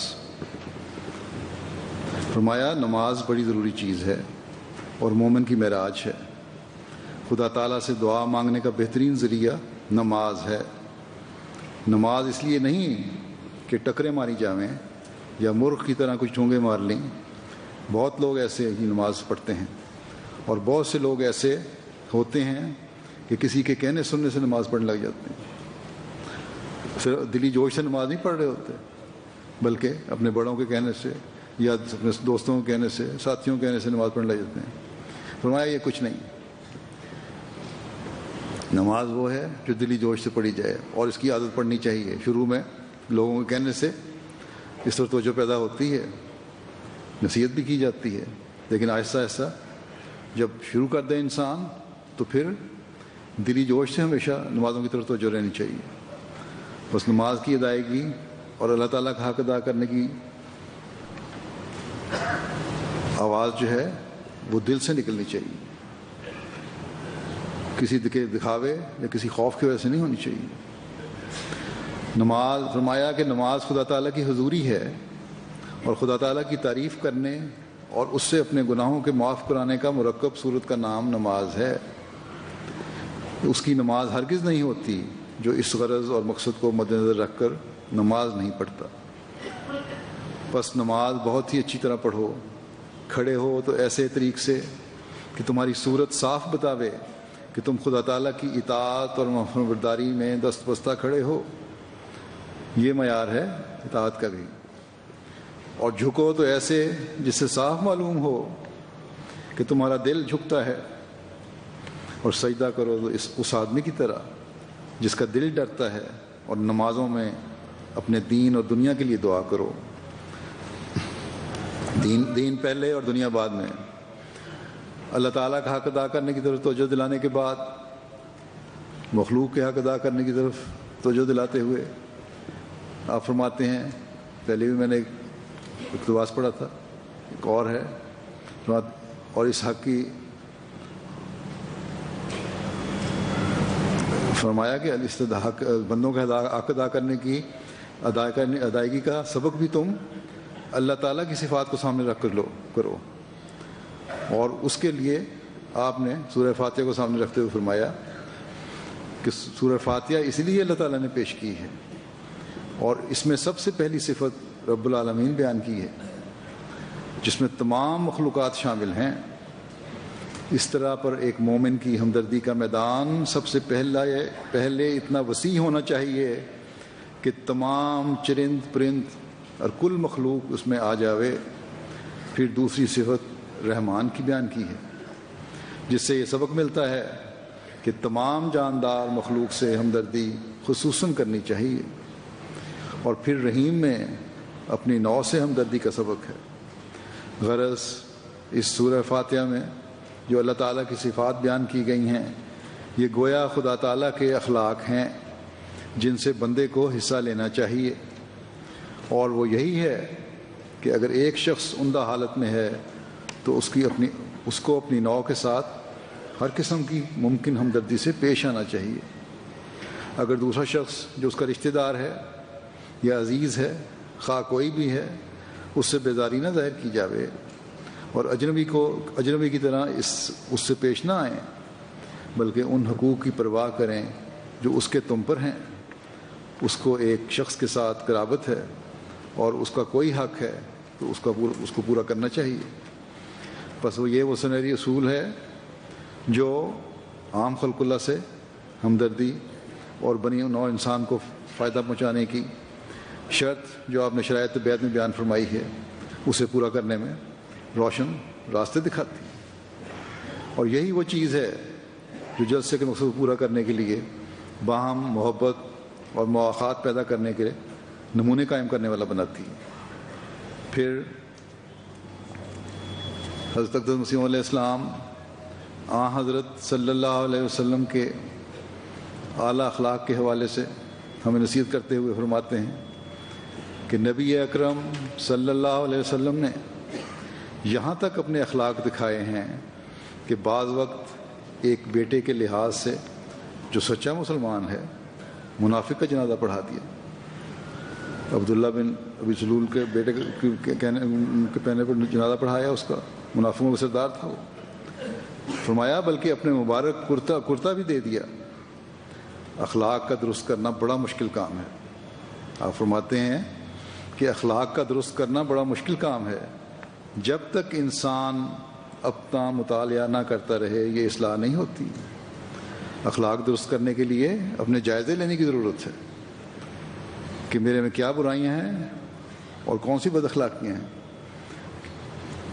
تبھی انسان اصلاح کر سکتا ہے۔ بس یہاں بھی آپ نے ہمیں توجہ دلائی ہے کہ اپنے جائزے لو، اپنے گریبان میں جھانکو، دوسروں کی برائیاں تلاش کرنے کے بجائے اپنی کمزوریوں پر نظر کرو۔ فرمایا کہ زبان کی بد اخلاقیاں دشمنی ڈال دیتی ہیں، اس لیے اپنی زبان کو ہمیشہ قابو میں رکھنا چاہیے۔ دیکھو کوئی شخص ایسے شخص کے ساتھ دشمنی نہیں کر سکتا جس کو اپنا خیر خواہ سمجھتا ہے۔ پھر وہ شخص کیسا بیوقوف ہے جو اپنے نفس پر بھی رحم نہیں کرتا اور اپنی جان کو خطرے میں ڈال دیتا ہے، جبکہ وہ اپنے قوا سے عمدہ کام نہیں لیتا اور اخلاقی قوتوں کی تربیت نہیں کرتا۔ ہر شخص کے ساتھ نرمی اور خوش اخلاقی سے پیش آنا چاہیے۔ البتہ وہ شخص جو سلسلہ عالیہ یا دین اسلام سے اعلانیہ باہر ہو گیا اور وہ گالیاں نکالتا اور خطرناک دشمنی کرتا ہے، اس کا معاملہ اور ہے۔ جیسے صحابہ کو مشکلات پیش آئے اور اسلام کی توہین انہوں نے اپنے بعض رشتہ داروں سے سنی، تو پھر باوجود تعلقات شدیدہ کے ان کو اسلام مقدم کرنا پڑا۔ یعنی پھر اگر اسلام کے خلاف کوئی ہے اور گالیاں نکالتا ہے اور اپنی انتہا کو پہنچا ہوئے دشمنی میں، تو پھر وہاں تو دوستیاں قائم نہیں رہ سکتی، وہاں تو پھر سب رشتے بھی ختم ہو گئے۔ پھر اسلام مقدم ہو گیا، دین مقدم ہو گیا، لیکن بعض لوگ جہالت اور غلط فہمی میں دشمنی کر جاتے ہیں۔ انہیں اسلام کی خوبصورت تعلیم پہنچانی چاہیے اور اپنے اعلیٰ اخلاق دکھانے کی ضرورت ہے۔ ان کو بتایا جائے کہ جو تم کر رہے ہو غلط فہمی میں کر رہے ہو۔ تو پھر ایسے ہیں جن کی اصلاح ہوتی ہے۔ اگر ہم نے ان کی غلط فہمیاں دور کرنے کا حق ادا کر دیا، ان کو ساری باتیں بتا دیں، اور پھر بھی وہ دشمنوں میں بڑھتے چلے جا رہے ہیں، پھر تو قطع تعلقی ہے، نہیں تو نہیں۔ امریکہ میں گزشتہ دنوں چند مہینے ہوئے، ایک مسجد میں ایک حملہ کیا، ایک شخص نے فائرنگ کی، اس کو جماعت نے کہا ہم تمہیں معاف کرتے ہیں، اس کو بتایا کہ اسلام کی تعلیم کیا ہے، کیا خوبصورت تعلیم ہے، اسلام کیا خوبصورت تعلیم دیتا ہے، کیا اس کا انسانوں کے حقوق کی طرف توجہ دلاتا ہے، کس طرح دوسرے مذاہب کی حفاظت کرتا ہے۔ اس کو اتنا اثر ہوا کہ وہ رونے لگ گیا اور مسجد میں آیا اور معافیاں مانگی، اور گزشتہ جلسہ جو امریکہ کا ہوا اس میں آ کے اس نے تقریر بھی کی کہ میں سمجھتا ہوں کہ ہمیں غلط طریقے سے اسلام کے بارے میں بتایا گیا تھا۔ آج مجھے جماعت احمدیہ کے ذریعے سے اسلام کو پتہ لگا ہے، اور آج میں اعلان کرتا ہوں کہ اسلام جیسا خوبصورت مذہب کوئی نہیں ہے۔ تو یہ ہے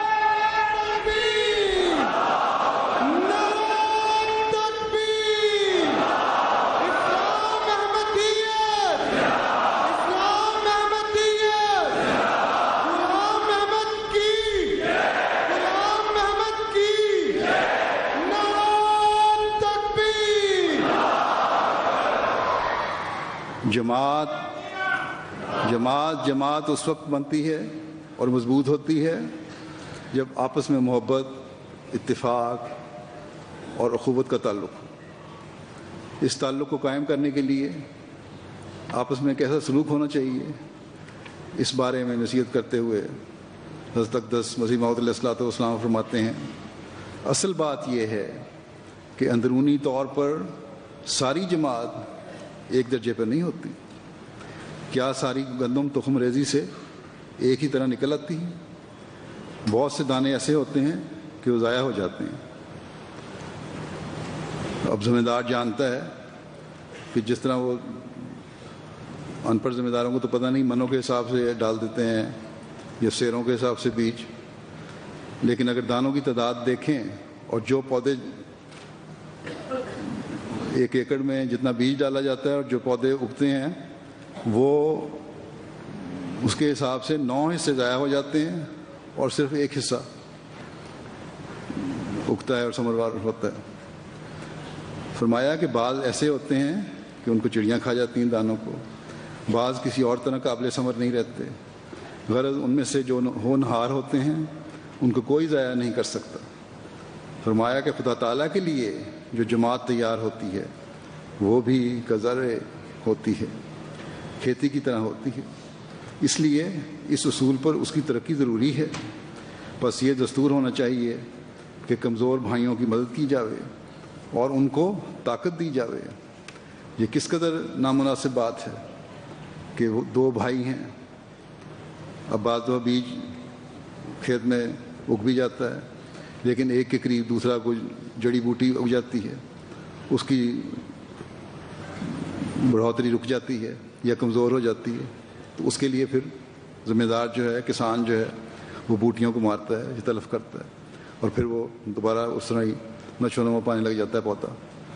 تو اسی طرح فرمایا کہ تم بھی اپنے بھائیوں کی مدد کرو۔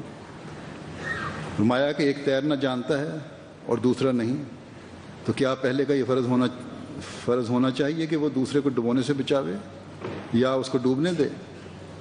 اس کا فرض ہے کہ اس کو غرق ہونے سے بچائے. اسی لیے قرآن شریف میں آیا ہے تعاونوا علی البر والتقوی، کمزور بھائیوں کا بار اٹھاؤ، عملی، ایمانی اور مالی کمزوریوں میں بھی شریک ہو جاؤ. یعنی جو عملی طور پر کمزور ہیں ان کو پیار سے سمجھاؤ، ان کے عملوں کو درست کرو، ان کو نصیحت کرو، ان کے قریب جاؤ، ان کے دوست بنو، ان کے ہمدرد بنو. جن میں ایمانی کمزوریاں ہیں ان کو قریب ہو کے سمجھاؤ.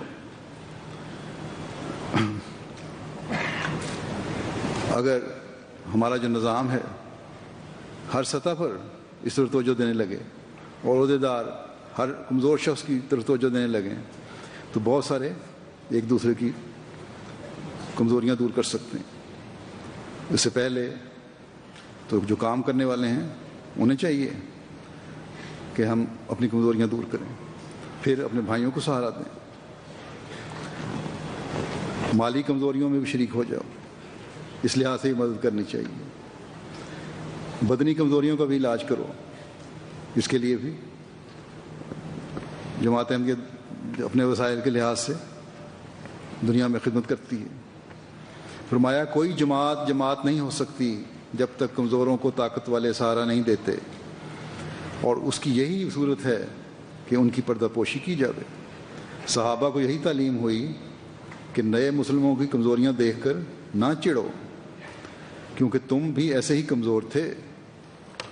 اسی طرح یہ ضروری ہے کہ بڑا چھوٹے کی خدمت کرے اور محبت اور ملائمت کے ساتھ برتاؤ کرے. دیکھو وہ جماعت نہیں ہو سکتی جو ایک دوسرے کو کھائے، اور جب چار مل کر بیٹھیں تو ایک اپنے غریب بھائی کا گلہ کریں اور نکتہ چینیاں کرتے رہیں اور کمزوروں اور غریبوں کی حقارت کریں اور ان کو حقارت اور نفرت کی نگاہ سے دیکھیں. ایسا ہرگز نہیں چاہیے، بلکہ اجماع میں چاہیے کہ قوت آ جائے اور وحدت پیدا ہو جائے جس سے محبت آتی ہے اور برکات پیدا ہوتے ہیں. میں دیکھتا ہوں، فرمایا کہ میں دیکھتا ہوں کہ ذرا سی بات پر اختلاف پیدا ہو جاتا ہے. یہ ہمیں توجہ سے سننا چاہیے. میں دیکھتا ہوں کہ ذرا سی بات پر اختلاف پیدا ہو جاتا ہے، جس کا نتیجہ یہ ہوتا ہے کہ مخالف لوگ جو ہماری ذرا سی بات پر نظر رکھتے ہیں معمولی باتوں کو اخباروں میں بہت بڑی بنا کر پیش کر دیتے ہیں اور خلق کو گمراہ کرتے ہیں. لیکن اگر اندرونی کمزوریاں نہ ہوں تو کیوں کسی کو جرأت ہو کہ اس قسم کے مضامین شائع کرے اور ایسی خبروں کی اشاعت سے لوگوں کو دھوکہ دے؟ کیوں نہیں کہا جاتا کہ اخلاقی قوتوں کو وسیع کیا جاوے؟ اور یہ تب ہوتا ہے کہ جب ہمدردی، محبت اور عفو اور کرم کو عام کیا جاوے اور تمام عادتوں پر رحم، ہمدردی اور پردہ پوشی کو مقدم کر لیا جاوے. ذرا سی بات پر ایسی سخت گرفتیں نہیں ہونی چاہیے جو دل شکنی اور رنج کا موجب ہوتی ہیں. بس وہ جو آپس میں ایک دوسرے سے رنجشیں بڑھاتے ہیں، ذاتی باتوں پر مقدمے چلتے ہیں، رنجشیں بڑھ رہی ہیں، ان کو سوچنا چاہیے. پھر شرائط بیعت میں سے ایک شرط یہ بھی ہے کہ قرآن شریف کی حکومت کو بکلی اپنے پر قبول کرنا اور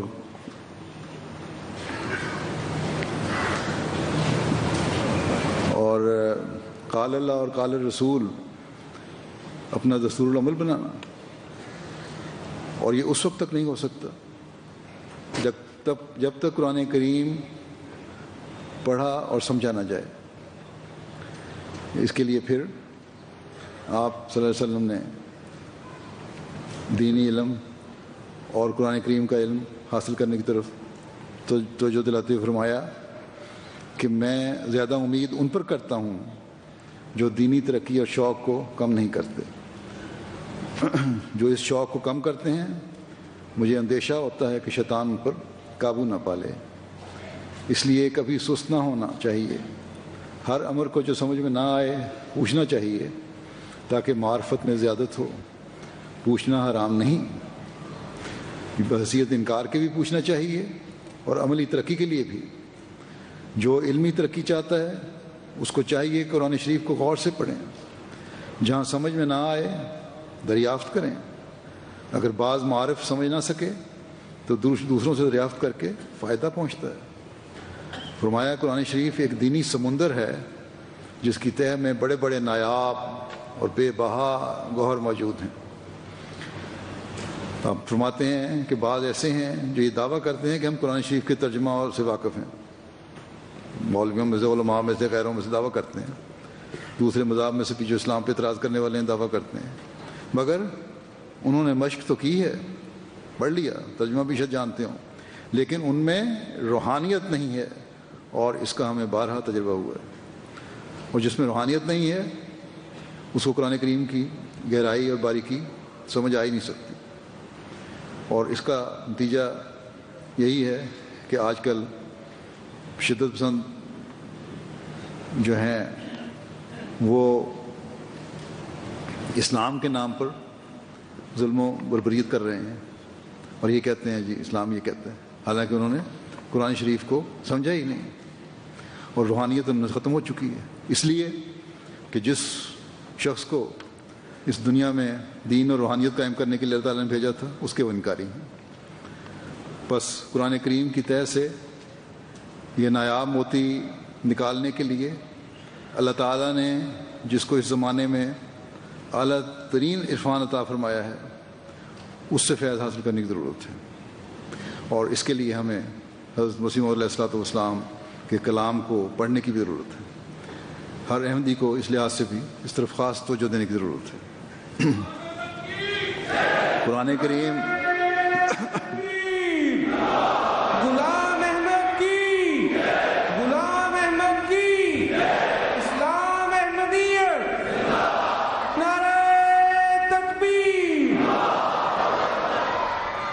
قرآن کریم پڑھنے کی طرف مزید توجہ دلاتے ہوئے اور اس کے احسان کا ذکر کرتے ہوئے اور اس کی اہمیت بیان کرتے ہوئے حضرت مسیح موعود علیہ السلام فرماتے ہیں یاد رکھنا چاہیے کہ قرآن شریف نے پہلی کتابوں اور نبیوں پر احسان کیا ہے, جو ان کی تعلیموں کو جو قصہ کے رنگ میں تھیں علمی رنگ دے دیا ہے. فرمایا میں سچ سچ کہتا ہوں کوئی شخص ان قصوں اور کہانیوں سے نجات نہیں پا سکتا جب تک وہ قرآن شریف کو نہ پڑھے, کیونکہ قرآن شریف ہی کی یہ شان ہے کہ وہ انہ لقول فصل وما ہوا بالحزل, انہ لقول فصل وما ہوا بالحزل, یعنی یقیناً وہ ایک فیصلہ کن کلام ہے اور وہ ہرگز کوئی بیہودہ کلام نہیں. فرمایا وہ میزان, مہیمن, نور یعنی حفاظت کرنے والا, نور اور شفا اور رحمت ہے. جو لوگ قرآن شریف کو پڑھتے اور اسے قصہ سمجھتے ہیں انہوں نے قرآن شریف نہیں پڑھا. جو لوگ قرآن شریف کو پڑھتے ہیں اور اسے قصہ سمجھتے ہیں انہوں نے قرآن شریف نہیں پڑھا, بلکہ ان کی اس کی بے حرمتی کی ہے. ہمارے مخالف کیوں ہماری مخالفت میں اس قدر تیز ہوئے ہیں؟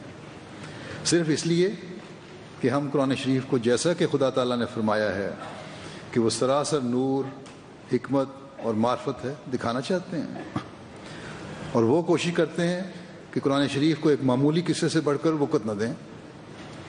فرمایا ہم اس کو گوارا نہیں کر سکتے.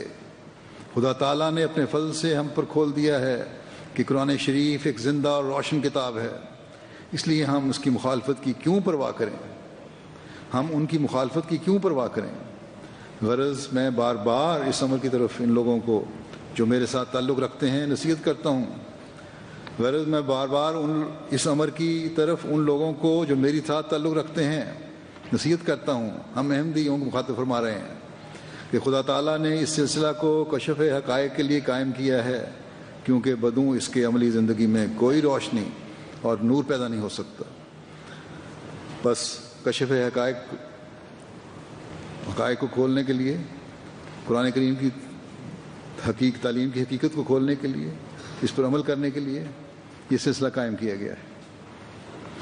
فرمایا فرمایا کیونکہ بدوں اس کے عملی زندگی میں کوئی روشنی اور نور پیدا نہیں ہو سکتا جب تک یہ سب کھلے گئے نہیں اسرار قرآن کریم کے.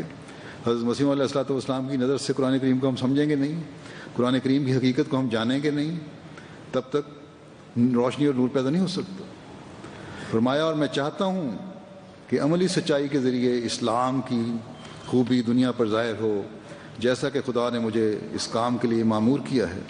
اس لیے قرآن شریف کو کثرت سے پڑھو, مگر میرا قصہ سمجھ کر نہیں بلکہ ایک فلسفہ سمجھ کر. فرماتے ہیں قرآن شریف نے بہشت اور دوزخ کی جو حقیقت بیان کی ہے کسی دوسری کتاب نے بیان نہیں کی. اس نے صاف طور پر ظاہر کر دیا کہ اس دنیا سے یہ سلسلہ جاری ہوتا ہے. چنانچہ فرمایا وَلِمَنْ خَافَ مَقَامَ رَبِّهِ جَنَّتَانِ, یعنی جو شخص خدا تعالیٰ کے حضور کھڑا ہونے سے ڈرا اس کے واسطے دو بہشت ہیں. یعنی ایک بہشت تو اسی دنیا میں مل جاتا ہے کیونکہ خدا تعالیٰ کا خوف اس کو برائیوں سے روکتا ہے, اور بدیوں کی طرف دوڑنا دل میں ایک اضطراب اور قلق پیدا کرتا ہے جو بجائے خود ایک خطرناک جہنم ہے. لیکن جو شخص خدا تعالیٰ کا خوف کھاتا ہے تو وہ بدیوں سے پرہیز کر کے اس عذاب اور درد سے دم نقد بچ جاتا ہے جو شہوات اور جذبات نفسانی کی غلامی اور اسیری سے پیدا ہوتا ہے, اور وہ وفاداری اور خدا کی طرف جھکنے میں ترقی کرتا ہے جس سے ایک لذت اور سرور اسے دیا جاتا ہے, اور یوں بہشتی زندگی اسی دنیا سے اس کے لیے شروع ہو جاتی ہے. بس وہ دوزخ اس دنیا سے شروع ہو جاتی ہے جب دنیا انسان غلط کاموں کی طرف جاتا ہے, اپنے نفس کے قابو میں آ جاتا ہے, جذبات نفسانی سے مغلوب ہو جاتا ہے, شہوات اس پر غالب آ جاتی ہیں, تو پھر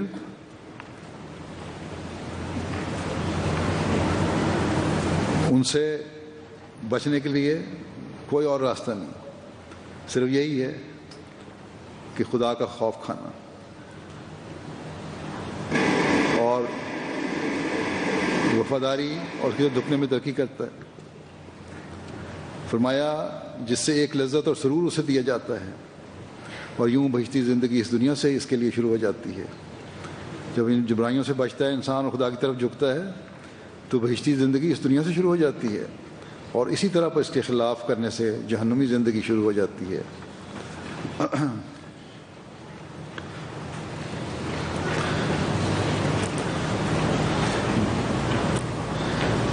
پھر ہمیں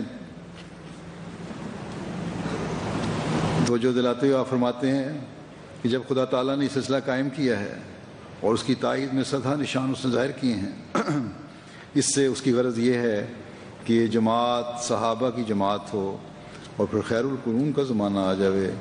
جو لوگ اس سلسلے میں داخل ہوں چونکہ وہ آخرین منہم میں داخل ہوتے ہیں اس لیے وہ جھوٹے مشاغل کے کپڑے اتار دیں اور اپنی ساری توجہ خدا تعالیٰ کی طرف کریں. فرمایا فیض آوج کے دشمن ہوں. اسلام پر 3 زمانے گزرے ہیں, ایک قرون ثلاثہ, اس کے بعد یعنی پہلی 3 صدیاں, پھر فیض آوج کا زمانہ, وہ زمانہ جب سب کچھ ٹیڑھا ہو گیا تھا, جس کی بابت رسول اللہ صلی اللہ علیہ وسلم نے فرما دیا کہ لیسو منی ولست منہم, یعنی نہ وہ مجھ سے ہیں اور نہ میں ان سے ہوں. اور تیسرا زمانہ مسیح موت کا زمانہ ہے جو رسول اللہ صلی اللہ علیہ وسلم ہی کے زمانے سے مولک ہے, بلکہ حقیقت میں یہ رسول اللہ صلی اللہ علیہ وسلم کا زمانہ ہے. فیض آوج کا ذکر اگر رسول اللہ صلی اللہ علیہ وسلم نام بھی فرماتے تو یہی قرآن شریف ہمارے ہاتھ میں ہے, اور آخرین منہم لما یلحقوا بہم صاف ظاہر کرتا ہے کہ کوئی زمانہ ایسا بھی ہے جو صحابہ کے مشرب کے خلاف ہے, اور واقعات بتا رہے ہیں کہ اس 1000 سال کے درمیان اسلام بہت ہی مشکلات اور مصائب کا نشانہ رہا ہے.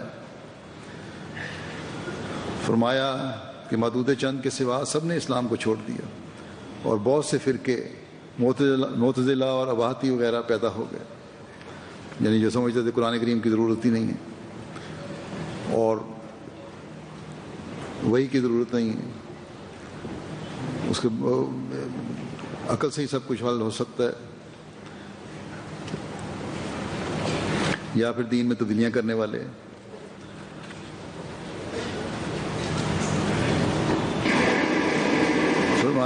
فرماتے ہیں کہ ہم کو اس بات کا اعتراف ہے کہ کوئی زمانہ، یہ کیا شور آ رہا ہے؟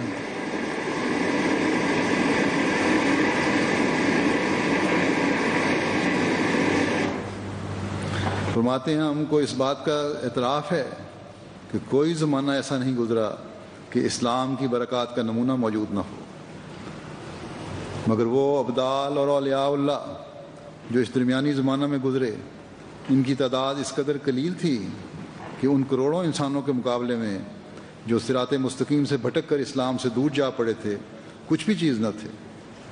اس لیے رسول اللہ صلی اللہ علیہ وسلم نے نبوت کی آنکھ سے اس زمانے کو دیکھا اور اس کا نام فیض عوج رکھ دیا. مگر اب اللہ تعالیٰ نے ارادہ فرمایا ہے کہ ایک اور گروہ کثیر کو پیدا کرے جو صحابہ کا گروہ کہلائے. مگر چونکہ خدا تعالیٰ کا قانون قدرت یہی ہے کہ اس کے قائم کردہ سلسلے میں تدریجی ترقی ہوا کرتی ہے، اس لیے ہماری جماعت کی ترقی بھی تدریجی اور کا زرع کھیتی کی طرح ہوگی، اور وہ مقاصد اور مطالب اس بیج کی طرح ہیں جو زمین میں بویا جاتا ہے. وہ مراتب اور مقاصد عالیہ جن پر اللہ تعالیٰ اس کو پہنچانا چاہتا ہے ابھی بہت دور ہیں، وہ حاصل نہیں ہو سکتے جب تک وہ خصوصیت پیدا نہ ہو جو اس سلسلے کے قیام سے خدا کا منشا ہے. توحید کے اقرار میں بھی خاص رنگ ہو، تبتل اللہ ایک خاص رنگ کا ہو، ذکر الہی میں خاص رنگ ہو، حقوق اخوان میں خاص رنگ ہو. بس یہ چیزیں ہیں جو ہم نے اپنے اندر پیدا کرنی ہیں، اور اس کے لیے اپنی علمی اور روحانی استعدادوں کو بڑھانے کے لیے ہم یہاں جمع ہوئے ہیں. حضرت مسیح موعود علیہ الصلوۃ والسلام بیعت کی حقیقت کے بارے میں فرماتے ہیں کہ اگر دنیا داروں کی طرح رہو گے تو اس سے کچھ فائدہ نہیں کہ تم نے میرے ہاتھ پر توبہ کی.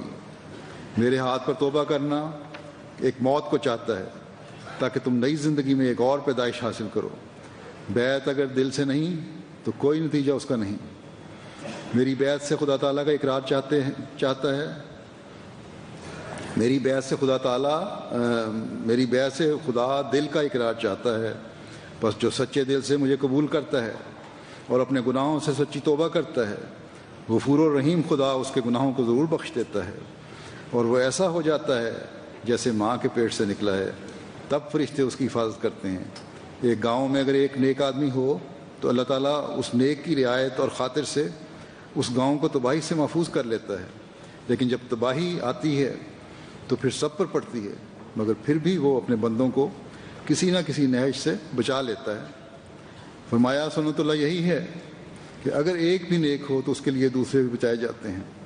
جیسے حضرت ابراہیم کا قصہ ہے کہ جب لوط کی قوم تباہ ہونے لگی تو انہوں نے کہا کہ اگر 100 میں سے ایک ہی نیک ہو تو کیا تباہ کر دے گا؟ کہا نہیں، آخر ایک تک بھی نہیں کروں گا. فرمایا لیکن جب بالکل حد ہی ہو جاتی ہے تو پھر لا یخاف عقباہا خدا کی شان ہوتی.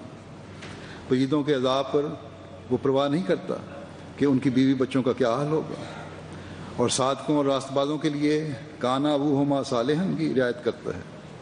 حضرت موسیٰ اور خضر کو حکم ہوا تھا کہ ان بچوں کی دیوار بنا دو، اس لیے کہ ان کا باپ نیک بخت تھا، اور ان کی نیک بختی کی خدا نے ایسی قدر کی کہ پیغمبر راج مزدور ہوئے. غرض ایسا تو رحیم کریم ہے، لیکن اگر کوئی شرارت کرے اور زیادتی کرے، ایسا رحیم و کریم ہے لیکن اگر کوئی شرارت کرے اور زیادتی کرے تو پھر بہت بری طرح پکڑتا ہے، اور وہ ایسا غیور ہے کہ اسے غضب کو دیکھ کر کلیجہ پھٹتا ہے. دیکھو لوط کی بستی کو کیسے تباہ کر ڈالا. اس وقت بھی دنیا کی حالت ایسی ہی ہو رہی ہے. فرمایا اس وقت بھی دنیا کی حالت ایسی ہی ہو رہی ہے کہ وہ خدا تعالیٰ کے غضب کو کھینچ لائی ہے. تم بہت اچھے وقت آ گئے ہو. اب بہتر اور مناسب یہی ہے کہ تم اپنے آپ کو بدلا لو. اپنے اعمال میں اگر کوئی انحراف دیکھو تو اسے دور کرو. تم ایسے ہو جاؤ کہ نہ مخلوق کا حق تم پر باقی رہے نہ خدا کا. یاد رکھو جو مخلوق کا حق دباتا ہے اس کی دعا قبول نہیں ہوتی کیونکہ وہ ظالم ہے. پھر ہمیں ہماری عملی حالت کی بہتری کی طرف توجہ دلاتے ہوئے ایک جگہ آپ نے فرمایا، یاد رکھو ہماری جماعت اس بات کے لیے نہیں ہے جیسے عام دنیا دار زندگی بسر کرتے ہیں، میرا زبان سے کہہ دیا کہ ہم اس سلسلے میں داخل ہیں اور عمل کی ضرورت نہ سمجھی، جیسے بدقسمتی سے مسلمانوں کا حال ہے کہ پوچھو تو تم مسلمان ہو تو کہتے ہیں شکر الحمدللہ، مگر نماز نہیں پڑھتے اور شاعر اللہ کی حرمت نہیں کرتے۔ بس میں تم سے یہ نہیں چاہتا کہ صرف زبان سے ہی اقرار کرو اور عمل سے کچھ نہ دکھاؤ، یہ نکمی حالت ہے، خدا تعالیٰ اس کو پسند نہیں کرتا، اور دنیا کی اس حالت نے ہی تقاضا کیا کہ خدا تعالیٰ نے مجھے اصلاح کے لیے کھڑا کیا ہے۔ بس اب اگر کوئی میرے ساتھ تعلق رکھ کر بھی اپنی حالت کی اصلاح نہیں کرتا اور عملی قوتوں کو ترقی نہیں دیتا بلکہ زبانی اقرار ہی کو کافی سمجھتا ہے، وہ گویا اپنے عمل سے میری عدم ضرورت پر زور دیتا ہے۔ فرمایا اگر زبانی اقرار ہی کو کافی سمجھتا ہے تو وہ گویا اپنے عمل سے میری عدم ضرورت پر زور دیتا ہے۔ پھر تم اگر اپنے عمل سے ثابت کرنا چاہتے ہو کہ میرا آنا بے سود ہے تو پھر میرے ساتھ تعلق کرنے کے کیا معنی ہیں؟ میرے ساتھ تعلق پیدا کرتے ہو تو میری اغراض و مقاصد کو پورا کرو، اور وہ یہی ہیں کہ خدا تعالیٰ کے حضور اپنا اخلاص اور وفاداری دکھاؤ، اور قرآن شریف کی تعلیم پر اس طرح عمل کرو جس طرح رسول اللہ صلی اللہ علیہ وسلم نے کر کے دکھایا اور صحابہ نے کیا۔ قرآن شریف کے صحیح منشا کو معلوم کرو اور اس پر عمل کرو۔ خدا تعالیٰ کے حضور اتنی ہی بات کافی نہیں ہو سکتی کہ زبان سے اقرار کر لیا اور عمل میں کوئی روشنی اور سرگرمی نہ پائی جاوے۔ فرمایا یاد رکھو کہ وہ جماعت جو خدا تعالیٰ قائم کرنی چاہتا ہے وہ عمل کے بدون زندہ نہیں رہ سکتی۔ یہ وہ عظیم الشان جماعت ہے جس کی تیاری حضرت آدم کے وقت سے شروع ہوئی۔ کوئی نبی دنیا میں نہیں آیا جس نے اس دعوت کی خبر نہ دی ہو۔ بس اس کی قدر کرو، اور اس کی قدر یہی ہے کہ اپنے عمل سے ثابت کر کے دکھاؤ کہ اہل حق کا گروہ تم ہی ہو۔ بس اس کے لیے ہم میں سے ہر ایک کو بھرپور کوشش کی ضرورت ہے۔ جیسا کہ میں نے کہا کہ ہماری روحانی اور عملی حالت کا کوئی اور اندازہ نہیں لگا سکتا، جتنا زیادہ بہتر ہم خود اندازہ لگا کے اپنے آپ کو دیکھ سکتے ہیں۔ حضرت مسیح علیہ الصلوۃ والسلام نے یہی فرمایا کہ اپنے جائزے لو۔ جب ہم دیکھتے ہیں کہ کوئی باہر لوگوں میں حسن اخلاق اور دینداری میں بڑا ہوا ہے، لوگ اس کو دیکھ کے ہی کہتے ہیں، لیکن گھر کے اندر سے اگر پتہ کرو تو اس کا گھر کے اندر اس کی انتہائی تکلیف دہ صورتحال ہے۔ اس کے بیوی اور بچے اس کے سے تنگ آئے ہوئے ہیں۔ کوئی اپنے دنیاوی ماحول میں اچھا ہے تو باوجود بیعت میں شامل ہونے کے دینی لحاظ سے کمزور ہے، لیکن ایسی کمزوریاں ایسے لوگوں کی کسی خاص وجہ سے سامنے آتی ہیں، ورنہ ظاہراً تو کسی کو کچھ نہیں پتہ لگتا۔ بہرحال ہر قسم کے طبقے کی اصلاح اس وقت ہو سکتی ہے جب اسے خود احساس ہو کہ میں نے اصلاح کرنی ہے اور اپنی بیعت کا حق ادا کرنا ہے، تبھی ہم اس معیار پر پہنچ سکتے ہیں جس پر حضرت مسیح علیہ الصلوۃ والسلام ہمیں پہنچانا چاہتے ہیں۔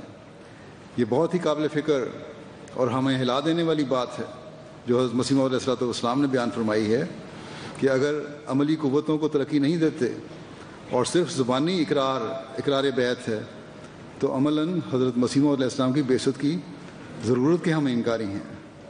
صرف انکاری نہیں بلکہ فرمایا کہ میری عدم ضرورت پر زور دیتے ہو، اس بات پر زور دیتے ہو کہ مسیح موعود کے آنے کی ضرورت ہی نہیں ہے۔ بس ہم سب کو آج اپنے جائزے لینے چاہیے، اور اگر کمزوریاں ہیں تو اپنی اصلاح کی کوشش کرنی چاہیے تاکہ مسیح موعود علیہ السلام کی بعثت کی ضرورت ہمارے ہر عمل سے ظاہر ہو، پاک تبدیلیاں ہمارے اندر پیدا ہوں۔ اگر یہ ہوگا تو ہم کہہ سکتے ہیں کہ آج ہم نے جو کچھ پایا ہے وہ دنیاوی دولتوں سے بہت بڑھ کر ہے۔ اگر یہ نہیں تو ہماری 50 سالہ جلسہ کی تقریبات یا 100 سال سے زائد جماعت کی تاریخ کی کوئی حیثیت نہیں رکھتی۔ خدا کرے کہ ہم میں سے اکثریت اس کو پانے والی ہو، سمجھنے والی ہو، اور جو کمزور ہیں آج کے بعد اپنے اندر پاک تبدیلیاں پیدا کرنے والے ہوں، اور ہمارا ہر عمل یہ گواہی دے کر اعلان کرے کہ اے مسیح محمدی، تیری بعثت اور تیرا آنا حق ہے، اور تو ایسے وقت میں آیا جب زمانے کو تیری ضرورت تھی، اور ہم عہد کرتے ہیں کہ اسلام کی حقیقی تصویر دنیا کو دکھانے کے لیے اپنی تمام تر استعدادوں کے ساتھ ہم کوشش کرتے رہیں گے۔ اللہ تعالیٰ کرے کہ ایسا ہی ہو۔ جلسے کے دنوں میں دعاؤں اور ذکر الہی پر اور عبادتوں کی طرف دوبارہ میں یاد دہانی کراتا ہوں، خاص طور پر زور دیں۔ اللہ تعالیٰ سب کو جلسے سے فیض یاب ہونے کی توفیق عطا فرمائے اور ہر قسم کے شر سے ہمیں محفوظ رکھے، آمین۔ اب دعا کر لیں۔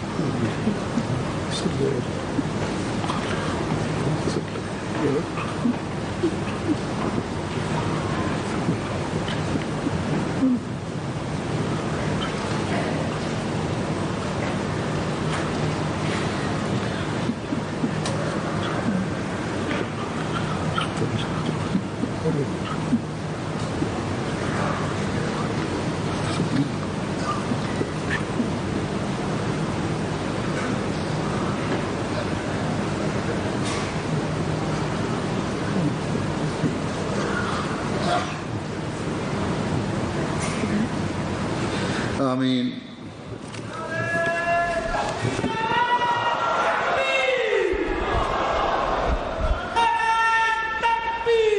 السلام علیکم ورحمۃ اللہ۔